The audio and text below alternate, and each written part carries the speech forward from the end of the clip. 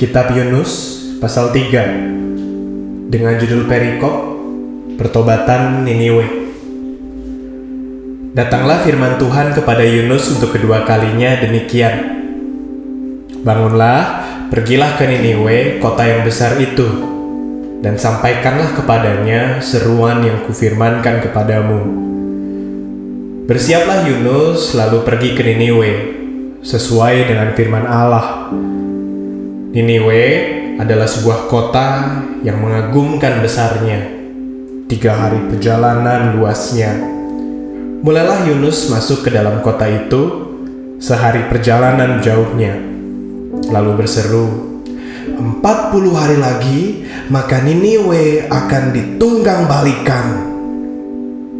Orang Niniwe percaya kepada Allah, lalu mereka mengumumkan puasa, dan mereka, baik orang dewasa maupun anak-anak, mengenakan kain kabung.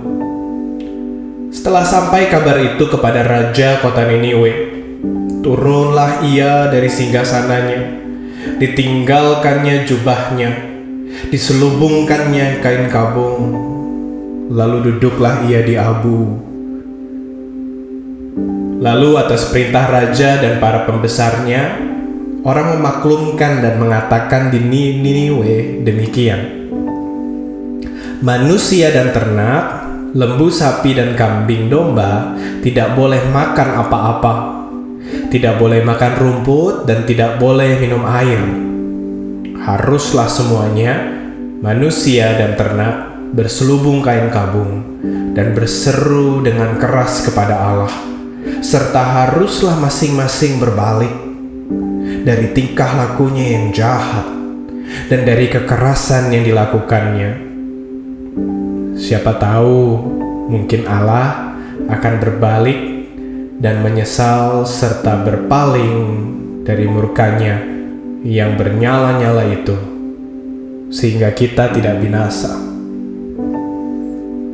Ketika Allah melihat perbuatan mereka itu, yakni bagaimana mereka berbalik dari tingkah lakunya yang jahat, maka menyesallah Allah karena malapetaka yang telah dirancangkannya terhadap mereka, dan ia pun tidak jadi melakukannya. Amin. Yunus pasal 3 sekali lagi menjadi bukti bahwa kasih Allah yang tidak dapat dihentikan justru menghentikan hukuman Allah kepada bangsa Niniwe. Dan ternyata sekali lagi, His love prevails, karena Tuhan mengasihi umatnya, baik mereka yang sudah diselamatkan maupun mereka yang belum mendengar namanya. Dan Yunus menjadi cara Allah untuk menyampaikan kepada bangsa Niniwe. Meskipun dalam Niniwe luasnya 3 hari perjalanan, dan Yunus hanya melakukan 1 hari perjalanan, di saat inilah jadi sebuah pembuktian bahwa Roh Kudus bekerja kepada kita apabila kita mau ada dalam panggilan Allah, apabila kita berkata, "Ya Tuhan, panggil aku, pakai aku." Dan 1 hari perjalanan dalam Yunus menubuatkan nubuatnya kepada bangsa Niniwe. Roh Kudus menjadikan satu kerajaan bertobat, dan terjadi kasih karunia Allah yang tidak dapat dihentikan. Allah menyesali perbuatannya untuk menghukum Niniwe. Jadi pengingat untuk kita bahwa dimanapun kita berada, yang penting saat kita mengingat bahwa kita harus membuka hati kita kepada Tuhan.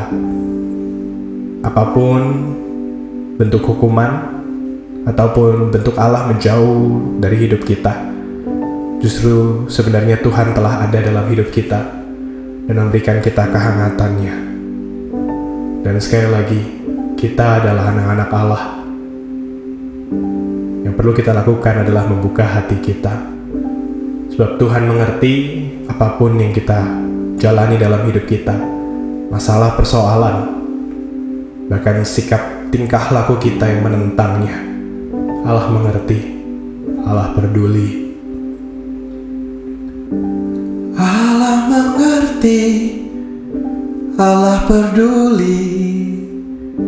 Segala persoalan yang kita hadapi tak akan pernah dibiarkannya ku bergumul sendiri, sebab Allah mengerti.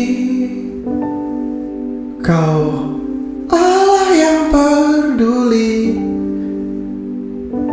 persoalan kami, kebutuhanku, masa depanku. Kau Allah yang mengerti. Terima kasih Tuhan, karena hari ini kami kembali diingatkan bahwa Engkau mengerti dan peduli kepada kami, sebab kasih karunia-Mu Tuhan tak dapat dihentikan bagi kami yang adalah anak-anak-Mu. Dan oleh karena itu Tuhan, sekali lagi kami mau katakan bahwa kami membuka hati kami agar Tuhan memakai kami, menjadikan kami alat-Mu, dan menjadikan kami berkat bagi banyak orang, agar nama Tuhan semakin dipermuliakan dan kami menikmati kasih-Mu. Terima kasih Tuhan. Dalam nama-Mu Yesus kami berdoa. Amin. Tuhan berkati.